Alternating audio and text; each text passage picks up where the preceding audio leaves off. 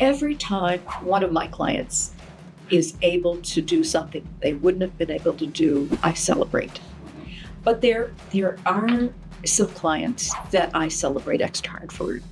Those are the clients who have given maybe 20 years of their life to the company, and they thought they had a future forever, and they feel betrayed and, just gut punched by a merger that left them the odd man out. Sometimes those people are so battered that they can't remember why they're great.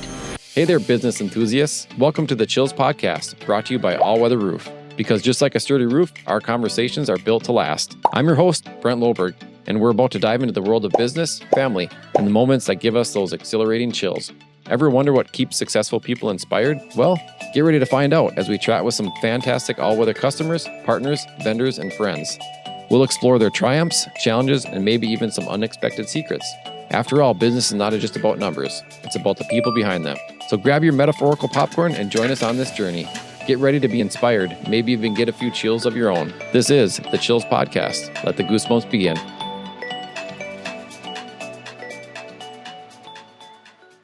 Okay, well, I'm Carol. I am a professional speaker, an international branding coach, and also author of this book. It's an award-winning book. Okay. LinkedIn for the Savvy Executive. Promote your brand with authenticity, tact, and power in the second edition there. Okay. Yeah. How long has this been out? So I originally wrote a book with this same title in 2016. And in the second edition, I put that out right after COVID in January of 2021, because the whole world was turning upside down. And LinkedIn was trying its best to do things that would be helpful to get people employed again. And so there are so many new things that they introduced in 2020 that needed to be addressed. Okay. So this is the second edition. It's a second edition, and it really is pretty current to today. Okay. One of the things that they always are doing is twiddling, adding a little this and taking away a little that. Mm-hmm. But all the big strategies that they implemented in 2020 are still in place. Okay, very cool. So we do a lot of brand work with the company, but it's probably been about 12 years now. Are you familiar with a guy by the name of Jeffrey Gitomer? Of course. Okay. We went through this whole personal branding course. So back in the day, and I was a distance runner. So my personal brand I came up with was the Roof Runner. Oh, fun. So the personal branding stuff is very dear to me, and it's nice because it's helped to differentiate myself in the marketplace. Kind of gives that. Absolutely. So yeah, it's been really fun, and people enjoy it. And young salespeople coming up like to have fun making their own personal brand. So.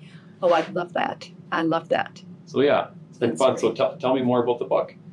So the book is more than just screenshots. Actually has no screenshots. Okay. Because being an LinkedIn expert for quite a while, I know that as soon as you put a book out with screenshots, it's obsolete because they change the interface all the time. Okay. So it really is a book that's based in personal brand, and it fits trying to help you translate your personal brand onto LinkedIn, whether we're talking about writing on your profile or expressing your thought leadership online. Okay. Or even how it would affect the way that you accept or don't accept people who are interested in connecting with you. Okay. And how did you get into this line of work? Oh, it's interesting. So I was in corporate product branding, and my area was marketing communications. So they really did have the product branded already before I got involved. But when you are working for a Fortune 500 company, you learn branding really well if you're in marketing communications. And I worked for over 20 years for a Fortune 500 company as a consultant. Okay. And it was a fabulous, fabulous run. I really enjoyed it. But when they had economic downturn They did what so many companies do, and that is outsource whole Sure. functions. And one of those whole functions was marketing communications. Okay. So in 2011, I lost my position because it had been 20 years since I worked for anybody else. And that was a real detriment to me because nobody knew who I was. Nobody knew what I could do. And I'm going, oh, I'm over that magic 50, 55 kind of thing where you might never work again. So I knew I needed to do something really remarkable. And I built my brand and my network through LinkedIn. Okay. And while I was doing that, I reached out to all my friends who hired me all those years and helped them with their profiles. And they were so impressed that they began to send me their friends to be my clients. Well, of course, I was looking for a real job. Yeah. Until I realized that the universe had made a Carol-sized door. And it was going to keep knocking until I walked through. Oh, I love it. Yeah. So it was really great. So it just took off from there. Yes. Okay. And then in 2016, I realized, I can't help everybody one-on-one. I love helping people one-on-one. It's so powerful. But there's not enough of me to go around for all the people that need help. And so that was the year that I wrote my book the first time, the first edition. And I also joined the National Speakers Association. Okay. So that I provide that message Okay. on podcasts and conference stages. Sure. Yeah. I like the cover, by the way. It's simple, Thank but you. yet it's kind of out there too, like kind of in your face. I love it. Yeah, I really like it too. The concept that I had was that it should evoke my brand because I am a marketing communications person. So this is a very special book. It is printed in red and black, which is distinctive and makes it more expensive to print on really good paper. Sure. And it's bound with embossing, and it's got a dust jacket. It's got all the things that I wanted to have evoke my brand because I wanted to reach to those people who are the most senior because contrary to most people's thought, if you've been at the top of a company and you lose your position, your chances of getting back on your feet again are really non-existent unless you have a brand online on LinkedIn. Okay. And the other thing is that those people who I'd served all my life, not for my whole career, I've been working with top-level professionals. And those people don't like to be wrong or look wrong or do it wrong. And LinkedIn, way back when I started working with that, had a lot of gotchas. Back in 2011 when I started, and even up to past 2016 when I wrote my first book, when you began to change your LinkedIn profile, each section that you changed would broadcast to your entire network. Carol has a new experience. Carol has added this and that, Yeah. And so you could have, on the same day, you could have 8 different broadcasts as you're changing your LinkedIn profile, unless you knew the trick, which was to turn that off. Okay. And so that was one of the primary messages of my book in 2016 was learn how to turn that off. The broadcast. Yeah, makes sense. Since then, they've turned it off themselves. There are only a couple of things that broadcast, and so it's not so in your face. But people who were at the senior level at that point really needed somebody like me to say, we don't have to damage your brand in order to revise your profile. Yeah, makes a lot of sense. Yes. So talk about your brand a little bit. Yeah. Okay, my brand is centered on excellence Okay. and kindness, and I would say teaching. Okay. I really want to help not just the people who are my clients, but people who are using LinkedIn to use it effectively, because it is the ticket to having your career thrive, being able to go past those career inflections and come out in a better place instead of finding yourself further forgotten. Sure. So when you were talking about your branding, are you trying to differentiate your clients in the marketplace, making them show up where other people don't, or trying to make them? Well, the clients that I work with one-on-one, at least, will naturally rise to the top if I differentiate them Sure. on LinkedIn, because they naturally rise to the top when they're in the room. There is an executive presence Okay. that people carry with them. And So that's your ideal customer then? it is Okay. my ideal one-on-one customer. Got it. I can certainly talk to anyone about LinkedIn, but that's the customer that I enjoy the most. I love to speak to audiences, broad audiences, and I can do that with ease. But the notion of working one-on-one, I want that client to be a diamond already so that I can polish it, especially for LinkedIn. Okay. Yeah. Makes a lot of sense. Yeah. I'm going to switch gears a little bit. What brought you to Minnesota from Ohio? Oh, the first time we came to Minnesota was my husband was in a doctoral program that required a clinical internship. Mhm. And he was looking for an academic setting as opposed to just a clinic setting. It was in psychology. And he selected the University of Minnesota as his number one. Okay. And on match day, they selected him as their number one. And Okay. so, we got the call right at the top of the hour as they begin calling. It's very much like the residency match for physicians. Okay. At any rate, so we came to Minnesota. It was great. We really, really liked it. Then he completed his PhD program and he had to find his first job. We had to leave. He got the opportunity to be on the faculty at Southern Illinois University in their clinical psychology department. And we went to Carbondale, Illinois, and found that we are not rural people. Yeah.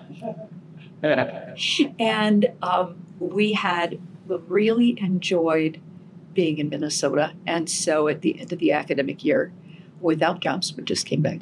Okay. Yeah. Very cool. It like was. I like it. Tell us a funny story about anything going on with your business right now. Oh, funny. I don't know. Or interesting.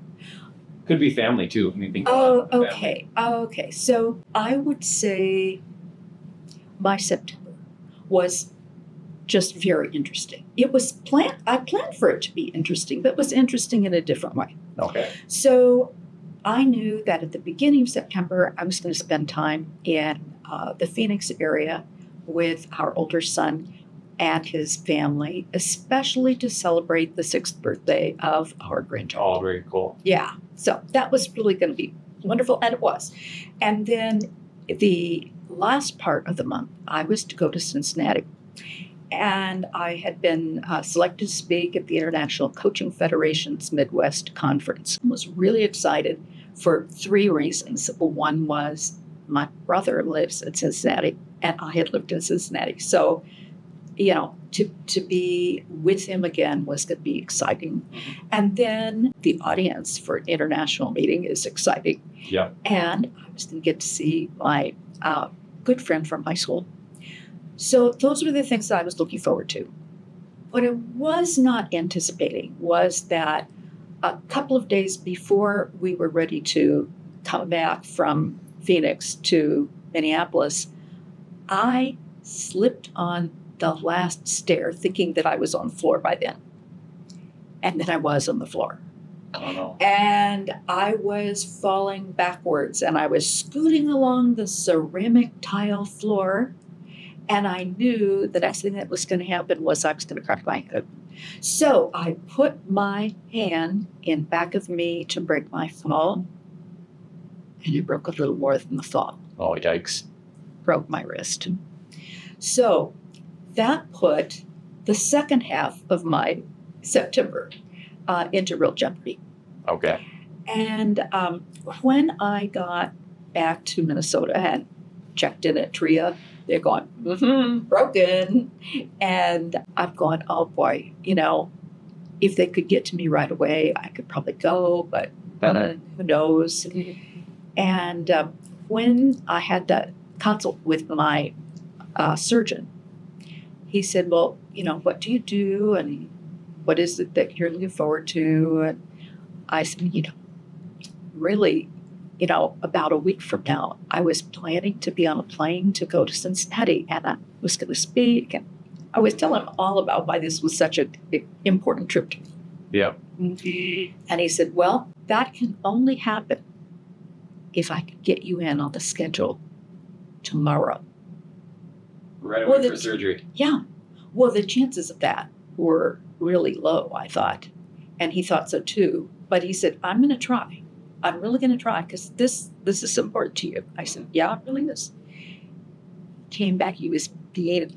He said, I got you a spot. Oh, cool. So, in fact, I was on that plane 1 week post-surgery, all splinted up, It was a sight to be seen. But it was not hard to get help. Get my bag up onto the conveyor belt and stuff. You show your arm all full of a splint, Sure. and people rush to help. Yep. So Yeah. that was good. At any rate, it was a fabulous, fabulous visit. It was better than I would have dreamed. The audience was so attentive. It was so great to be with my brother. And I hadn't seen my high school friend for 40 years. 40 years? Yeah. Oh, wow. Very cool. So, yeah, it was really, really fun. Yeah, I like it. So moving in, so the name of the podcast is The Chills. We talk about those feel-good moments, kind of like what you're just talking about. Yeah. What makes the hair stand up on your neck and your arms in your business? Okay. Well, every time one of my clients is able to do something they wouldn't have been able to do without a great LinkedIn profile, I celebrate. But there are some clients that I celebrate extra hard for. Those are the clients who have given maybe 20 years of their life to the company, and they thought they had a future forever, and they feel betrayed and, just gut punched by a merger that left them the odd man out. Sure. Or some other kind of thing. And sometimes those people are so battered that they can't remember why they're great. When I have a client like that who just can't express who they are and what their skills and their gifts and their accomplishments were, I dig. I look at their past performance evaluations. I look at their career history. I, glean everything that I can, because those people usually have those things, but they just can't articulate them anymore. They're so hurt. At any rate, I tell their story. I write their story for them. I tell it. They hear it. They understand it. They re-feel it. Then when they can tell it again, and they land on their feet with a great new role, that's when I get the chills. Okay. One of my clients wrote to me, Carol can put Humpty Dumpty back together again. And she did that just for me. Those are chills moments. Definitely. It's a good quote. It is. Should use that in your next book. Yes. How much of your business is public speaking versus helping clients? I would say it's mostly helping clients. Okay. Every once in a while I have the opportunity to speak, although this week I have this opportunity, and then I'm going to speak from my office to an international group on Friday. So, it's interesting. Things come and go. Yeah. So you have a lot of experience in your line of work. A little bit or tidbit of information you can give the audience of helping them in their entrepreneurial career or just in general business. Yes, absolutely. So here it is. Build your brand and your network before you need them. Okay. So the concept is the kind of person that I just told you about, the kind that just feels sucker punched and can't regain their breath. Those are people who are not prepared. Okay. Those are people who didn't look ahead, who thought that their position would go on and on forever. And so their friends are all those people in the company. And when they're not in the company anymore, those people may not be their friends. Sure. In my case, I didn't do those things. And what I found was all of my friends were people that had hired me. Well, when the company let go that whole function, they were my number one competitors. I still treated them like my friends and was helpful. But Kindness. yeah, that's part of me. But the concept is that both a network and a brand need to be pre-existing before you need them so that you can move on from any career inflection. Sometimes those career inflections are that you were promoted. They don't have to be bad things that happen to you. Yeah. But unless you have a solid base for both your brand and your network, it's hard to build them when you are in that inflection point. Sure. Okay. I like it. Yeah. Very insightful.